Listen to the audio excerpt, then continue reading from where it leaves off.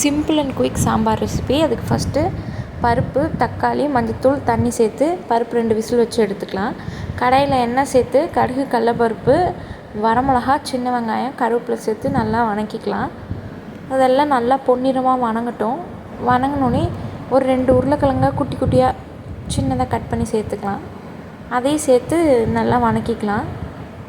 ரெண்டும் நல்லா வதங்கின டைமில் ஒரு 1½ டேபிள் ஸ்பூன் அளவுக்கு நம்ம சாம்பார் தூள் இல்லை வீட்டில் செஞ்ச குழம்பு தூள் சேர்த்துக்கிட்டு 1/2 டேபிள் ஸ்பூன் மஞ்சத்தூள், உப்பு சேர்த்துக்கலாம். சேர்த்துட்டு தண்ணி ஊற்றி உருளைக்கிழங்கு கொதிச்சதும் புளி கரைசல் சேர்த்துக்கலாம். இது ரெண்டும் நல்லா மிக்ஸ் ஆனதுக்கப்புறம் வேக வச்ச பருப்பை சேர்த்து தண்ணி வேணுன்னா இன்னும் கொஞ்சம் சேர்த்துக்கிட்டு நல்லா கலக்கி விட்டுறலாம். இப்போ பாருங்கள், நல்லா சாம்பார் நல்லா திக்காக இருக்குது. இந்த ஸ்டேஜில் பெருங்காயத்தூள் கொஞ்சம் சேர்த்துட்டு நல்லா சாம்பார் சுண்டை கொதிக்க விட்டுக்கலாம். ஒரு 5 நிமிஷம் சாம்பார் கொதிச்சுன்னா சுவையான sambar ready. One time try